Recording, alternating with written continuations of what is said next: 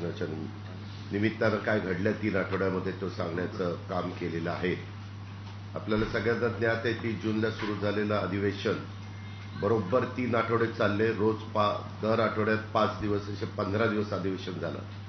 खरं तर पत्रकार मित्रांनो, हे अधिवेशन यावेळेच्या पुरवणी मागण्याच्या दृष्टीनं पण महत्त्वाचं होतं आणि जवळपास 57,509 कोटी 51 लाख रुपयाच्या पुरवणी मागण्या आम्ही सादर केल्या.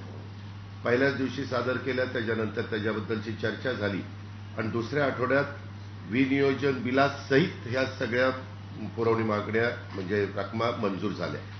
वास्तविक सगळ्यांना असं वाटत होतं की आता आपल्याला सगळ्यांना माहिती आहे वर्षानुवर्ष विनियोजन बिल झालं म्हणजे चूक वाजलं आपल्या अधिवेशनाचं, परंतु तसं अजिबात होऊन दिलं गेलं नाही.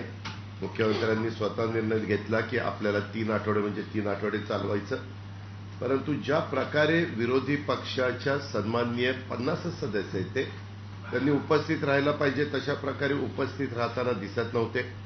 बऱ्याचदा प्रश्न उत्तराच्या तासाला समोरचं बेंच म्हणजे त्यांच्या समोरची बाजू ही मोकळी असलेली पाहायला त्या ठिकाणी मिळायचे आणि त्यांना ज्या प्रकारे या अधिवेशनाच्या निमित्तानं छाप पाडायला संधी होती ती काही त्यांना पाडता आली नाही. त्याच्यातून त्याची उदासीनताच आपल्याला सगळ्यांना पाहायला मिळाली आणि एकंदरीतच हे कामकाज होत असताना काही चांगल्या घटना घडल्या. परंतु काल जी घटना घडली ती खरोखरीच आजपर्यंत मी आता 35 वर्ष इथं त्या विधिमंडळामध्ये येतोय, अशा प्रकारची घटना कधी घडलेली नव्हती आणि त्याला जरा गालबोट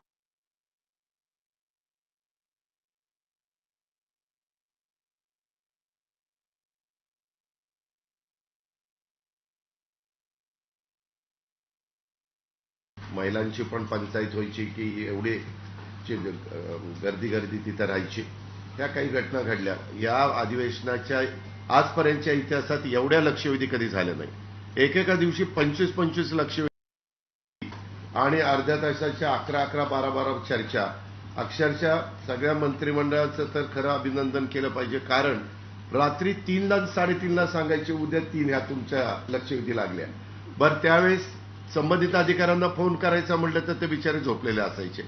त्याच्यावर सकाळी लवकर तयार, आता मला सकाळी लवकर मी तयारच असतो त्याच्यावर काही प्रश्न नाही, पण बाकीच्यांची पंचायत त्या ठिकाणी व्हायची. हा, ते बरोबर आहे, परंतु ते झालं ना. आम्ही तर बघत होतो एवढ्या इतक्या वर्षाच्या इतिहासात एवढ्या अर्ध्या तासाच्या चर्चा पण आणि लक्षवेधी पण इतक्या पार पडलेल्या आपण कधी बघितलेलं नाही. तुम्ही बघा, मगाशी ज्याचा उल्लेख मुख्यमंत्री महोदयांनी आणि उपमुख्यमंत्री महोदयांनी दोघांनी केला, पण महाराष्ट्र विशेष जनसुरक्षा विधेयक हे साधारण होतं. त्याचे जॉईंट सिलेक्ट कमिटी होती, आमचे चंद्रशेखर बावनकुळे त्याचे अध्यक्ष होते, 25 जणांची समिती होती. त्याच्यात मुख्यमंत्र्यांनी ते सगळे समोरचे प्रमुख लोक त्याच्यात टाकलेले होते. त्यांनाही आनंद वाटला, चला चला आपल्याला टाकलंय आता चर्चा. आणि त्यांना कुठं माहिती आहे की नंतर चर्चा करताना आपल्याला चर्चेत भागच घेता येत नाही. आणि माझ्या इथे त्यांना फोन आले ना वरिष्ठांचे, चर्चेत जोरात मांडा, अमकं करा तमकं करा. परंतु ज्यावेळेस त्यांना कळलं की आपण मांडूच शकत नाही त्यावेळेस त्यांचे अक्षरशः इतके चेहरे केविलवाणी झालेले होते. त्यांना काहीच नाही, ठरून नाही. त्यांना ते काय दूधखोळे आहेत का? ते इतके वर्ष त्यांच्या सगळ्यांच्या पेक्षा ते जास्त काळ राजकारणातले समोरचे लोक आहेत, दूधखोळे नव्हते. परंतु त्याच्यामध्ये त्यांच्या लक्षात यायला पाहिजे होतं, ठीक आहे हरकत नाही. आणि नंतर वरनं दाट्टे आला, तुम्ही का विरोध केला नाही, आमका का केलं नाही. मग परत दुसऱ्या दिवशी काहीतरी मुद्दे काढून ते असं करायचं तसं करायचं, त्याला काही अर्थ नव्हता. आणि एकंदरीतच तुम्ही सगळ्यांनी पाहिलं, आम्ही पण बघत होतो, प्रत्येक गोष्टीमध्ये उत्तर देण्याची आमची सगळ्यांची मानसिकता होती, तयारी होती. ही गोष्ट निर्विवादपणे या निमित्तानं सत्य होती, हे पण आपण सगळ्यांनी पाहिलेलं आहे. आणि एकंदरीतच पुढचं अधिवेशन 8 डिसेंबरला नागपूरला होणार आहे. आणि एकंदरीत जे काही कामकाज झालं ते मोठ्या प्रमाणावर झालं. कुठल्याही गोंधळामध्ये एकही बिल मंजूर करण्यात आलं नाही. ज्या बिलांच्या बाबतीत महत्वाची चर्चा व्हायला पाहिजे होती त्याची चर्चा झाली गेली. काही महत्वाच्या बिलांना रिप्लाय स्वतः मुख्यमंत्र्यांनी दिला. काही म्हणजे असं कुठंच काही हे केलं गेलं नाही. आपलं कसाई बिलं काढून घेतली, गोंधळ घातलाय. मागं अनेकदा सभागृहामध्ये गोंधळ घातला जायचा आणि त्यावेळेस 5-5, 6-6, 7-7 बिलं काढली जायची. परंतु तसं कुठेही वरच्या किंवा खालच्या सभागृहामध्ये घडलेलं आपल्याला पण पाहायला मिळालं नाही. ही पण वस्तुस्थिती नाकारता येणार नाही. या पद्धतीनं हे एकंदरीत अधिवेशन अतिशय चांगल्या पद्धतीनं पार पाडण्यात आलेलं आहे.